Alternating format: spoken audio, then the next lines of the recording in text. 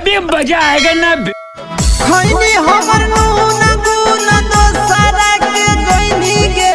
बतिया तो तू सही कही आशीष भाई, सब बकचोदी निकले कि नहीं चाले समय नहीं कितना खिला पिला दे दूसरे से गाना में तो घोप घोप।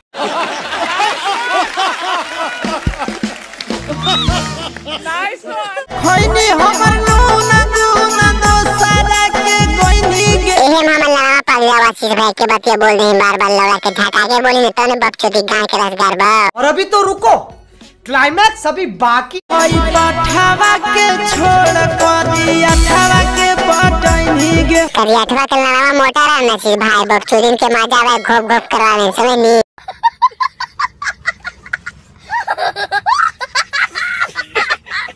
आई पाठावा के छोड़ करी अठावा के पटैनी गे। आई पाठावा के छोड़ लौड़ा चटावा के पटैनी गे।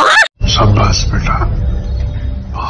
भूल के निवादा क्रिया हमरो भूलैनी गे। भूल गे निवादा क्रिया गणिया जे मरैनी गे। भूल के निवादा क्रिया हमरो भूलैनी गे। के बतिया तो बार बार बोले ही लड़ा के झटा के बोली तो न बकचोदी के बढ़िया से रस गाड़ गाड़ के।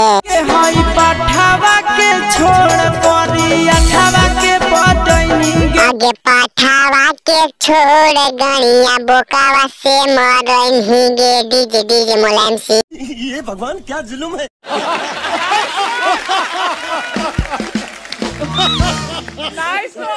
फेंको हनी बाबू सोना कोई इस्तेमाल गे। अरे बुर के हैंडल तू बाबू सोना फेरा लौड़ा खातिर फंस गई है। लौड़ा के झाटी चलते बकचोदी खाली गांव वाला एक फेरा हमरा से कह के समय नहीं घोप घोप करवावा। भाई तो वीडियो खत्म हो गई, ठीक है। वीडियो अगर मजा आया हमारे चैनल को सब्सक्राइब कर यार बेटा मत क्लिक करके, ठीक है। काहे कि चैनल पे डेली इसमें खूब खूब चिनार वीडियो मिलते रहा। तो वीडियो मजा आए दोस्त के पास शेयर करें, लाइक कमेंट करिए, बिलिया के सपोर्ट करें। ठीक है, ऐसे वीडियो दिमाग में मत नहीं टाइम पास के लिए बना रहे मनी सकल का ठीक है।